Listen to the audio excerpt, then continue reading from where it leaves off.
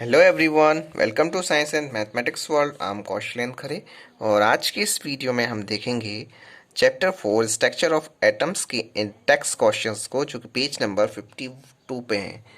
पिछले वीडियोस में हम 50 पेज नंबर तक के इंडेक्स क्वेश्चंस को हम डिस्कस कर चुके हैं। वीडियो बीच में बंद हो जाने के कारण मैं आपको बाकी के क्वेश्चंस नहीं बता पाया।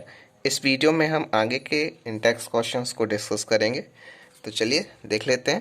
पहले इस पे जो क्वेश्चन है, पहला क्वेश्चन, उसमें लिखा हुआ है कि how will you find the valency of chlorine, sulphur and magnesium. इसमें हमें बताना है कि आप किस तरह से पता करोगे बैलेंसी क्लोरीन की, सल्फर की और मैग्नीशियम की। इसमें मैंने यहाँ पे आपको ये डिस्क्रिप्शन दिया है कि किस तरह से आप पता कर सकते हो कि किस एलिमेंट की बैलेंसी किस तरह से हम लोग निकालेंगे। ये बहुत ही इजी कॉन्सेप्ट है कि इसमें लिखा हुआ है कि if the number of electrons in outermost shell of the atom of an element is less than और इक्वल टू 4। इसमें है कि यदि किसी भी एलिमेंट में जो इलेक्ट्रॉन्स हैं आउटर मोस्ट शेल में, वो कितने हैं, वो 4 के इक्वल और 4 से थोड़ा कम है, तो then the valency of that element is equal to the number of electrons in the outermost shell. तो उसकी जो वैलेंसी होगी वो उतनी ही होगी जितनी उसके आउटर मोस्ट सेल में इलेक्ट्रॉन्स हैं। But if the number of electrons in the outermost shell is greater than 4, यदि आउटर मोस्ट सेल में जो इलेक्ट्रॉन्स हैं वो ज़्यादा हैं 4 से, तो क्या होगा, then the valency of element, तो उसकी जो बैलेंसी होगी is determined by the subtracting the number of electron in the outermost shell from 8। तो उसमें जितने भी इलेक्ट्रॉन हैं 4 से ज़्यादा हैं, वो 8 से पहले माइनस कर देंगे, तो जितना आएगा उसकी उतनी बैलेंसी हो जाएगी। अब यहाँ देख लेते हैं हम कि क्लोरीन और सल्फर और मैग्नीशियम की बैलेंसी कैसे निकालेंगे। इससे आपको एग्जाम्पल के जरिए बताएंगे तो उससे ज़्यादा क्लियर हो जाएगा। अब यहाँ क्लोरीन देख लीजिए। क्लोरीन है, इसका जो एटॉमिक नंबर है वो कितना है, 17 है, 17 है। तो 17 जब इसका एटॉमिक नंबर है, 17 इसका एटॉमिक नंबर है, तो इसकी जो इलेक्ट्रॉनिक डिस्ट्रीब्यूशन होगा वो किस तरह से होगा, 2, 8 एंड 7।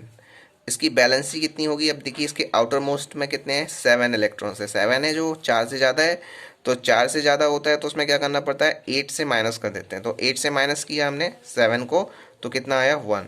तो इसकी बैलेंसी होगी कितनी, 1। अब चलते हैं सल्फ़र की तरफ। सल्फ़र में जो एटॉमिक नंबर है वो कितना है, 16 है।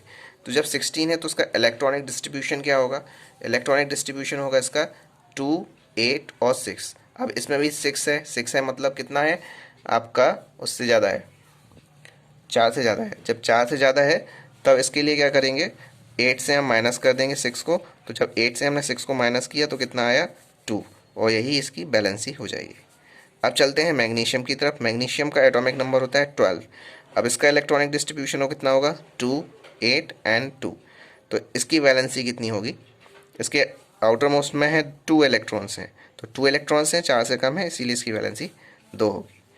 तो ये था हमारा क्वेश्चन। इसमें केवल इस पेज में केवल एक ही क्वेश्चन दिया था। आगे के क्वेश्चन अब हम डिस्कस करते हैं। 52 के सेकंड तरफ, इस तरफ दूसरे तरफ ये इंटेक्स क्वेश्चंस हैं। इसमें 2 इंटेक्स क्वेश्चंस हैं, इनको भी डिस्कस कर लेते हैं।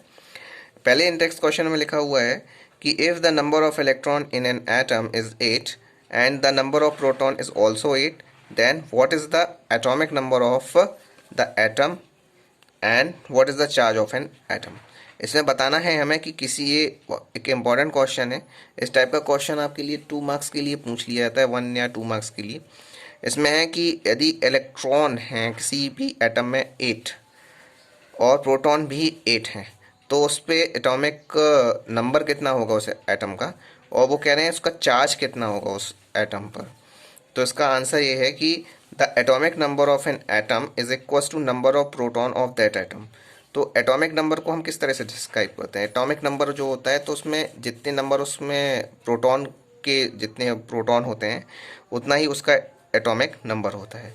तो यहाँ पे प्रोटॉन कितने हैं, यहाँ प्रोटॉन 8 हैं, तो उसका एटॉमिक नंबर भी कितना हो जाएगा, 8 हो जाएगा। और फिर क्या है कि as the number of electron is equal to number of proton, number of electron और नंबर ऑफ प्रोटॉन दोनों इक्वल हैं। तो जब दोनों इक्वल हैं तो वो उसमें जो चार्ज होगा वो चार्ज कुछ भी नहीं होगा, जीरो होगा, उसमें न्यूट्रल हो जाएगा एटम, क्योंकि दोनों number of electron is equal to number of proton, दोनों बैलेंस कर लेंगे एक दूसरे को, तो जीरो हो जाएगा। अब बढ़ते हैं सेकंड क्वेश्चन की तरफ। सेकंड क्वेश्चन में दिया है what with the help of table 4.1, 4.1 में एक टेबल दी हुई है जिसमें आपको एलिमेंट दिया है हाइड्रोजन, हीलियम, लिथियम, इस तरह से 20 एलिमेंट्स दिए हुए हैं और उसके एटॉमिक नंबर और पूरा एटॉमिक नंबर दिया है, उसके इलेक्ट्रॉनिक डिस्ट्रीब्यूशन दिया है, नंबर ऑफ इलेक्ट्रॉन्स, प्रोटॉन्स, इस तरह से दिए हैं। और इसमें आपको ये बताना है कि उसको देख के ये बताना है कि मास ऑफ ऑक्सीजन और सल्फर एटम कितना है। तो मास ऑफ ऑक्सीजन एटम जो है वो कितना है, नंबर ऑफ, इसको बताना है कि मास ऑफ ऑक्सीजन कितना होगा। तो एटॉमिक मास जो होता है किसी भी एलिमेंट का, और ना केवल ऑक्सीजन का, किसी भी एलिमेंट का, वो होता है number of proton plus number of neutron से। तो नंबर ऑफ प्रोटॉन इसमें उसमें आप टेबल से देख सकते हैं, उसमें 8 नंबर ऑफ प्रोटॉन्स हैं और 8 ही नंबर ऑफ न्यूट्रॉन्स हैं। तो इसका जो ऑक्सीजन का प्रोटॉन हो, वो एटॉमिक मास हो जाएगा, वो कितना हो जाएगा, 60U हो जाएगा। ठीक है, तो ये हो गया आपका ऑक्सीजन का 60U। अब चलते हैं सल्फ़र की तरफ। तो सल्फ़र में क्या है, सल्फ़र में नंबर ऑफ प्रोटॉन, सल्फ़र का जो एटॉमिक मास नंबर होगा वो कैसे होगा कि number of proton plus number of neutrons कर देंगे। तो इसमें सल्फ़र में 16 नंबर ऑफ, टेबल से देख सकते हैं आप, 16 नंबर ऑफ प्रोटॉन है और 16 नंबर ऑफ न्यूट्रॉन्स हैं, दोनों को ऐड कर देंगे तो हो जाएगा 32। तो ये थे हमारे इंटेक्स क्वेश्चन जो कि पेज नंबर 52 के सेकेंड पार्ट पर थे। अब बढ़ते हैं हम अपने आखिरी इंटेक्स क्वेश्चंस की तरफ जो कि पेज नंबर 53 पे हैं। तो चलिए शुरू करते हैं। इसमें है कि फर्स्ट क्वेश्चन में, इसमें दो क्वेश्चंस दिए हैं। फर्स्ट क्वेश्चन में दिया है कि for the symbol H, D and T tablet 3 सब atomic particles found in each of them. इसमें एच, डी और टी ये अलग अलग फॉर्म हैं हाइड्रोजन के ही, ये सारे क्या कहना चाहिए, इसमें आइसोटोप्स हैं। तो आइसोटोप्स क्या होते हैं, जब किसी एलिमेंट के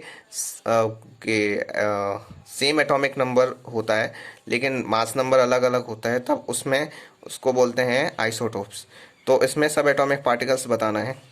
यहाँ पे हमने सिंबल लिख लिया है, यहाँ प्रोटॉन लिखा है। इसमें किसी भी एलिमेंट में जो होते हैं 3 सब एटॉमिक पार्टिकल होते हैं, प्रोटॉन, इलेक्ट्रॉन एंड न्यूट्रॉन। तो यहाँ पे सिंबल है, यहाँ प्रोटॉन है, यहाँ न्यूट्रॉन है, यहाँ इलेक्ट्रॉन है। अब है पहले एच। एच क्या है जी, हाइड्रोजन है। हाइड्रोजन का एटॉमिक प्रोटॉन कितने होंगे, 1, और न्यूट्रॉन्स कितने हो जाएंगे, 0, और इलेक्ट्रॉन्स कितने हैं, इलेक्ट्रॉन भी एक ही होगा जी। डी, डी को बोलेंगे ड्यूट्रियम, और ड्यूट्रियम में प्रोटॉन कितने हैं, 1, न्यूट्रॉन है, न्यूट्रॉन भी 1 है, और इलेक्ट्रॉन है 1। अब ये टी है, टी है ट्राइटियम बोलते हैं इसे। ट्राइटियम में प्रोटॉन 1 है, न्यूट्रॉन 2 हैं और इलेक्ट्रॉन है 1।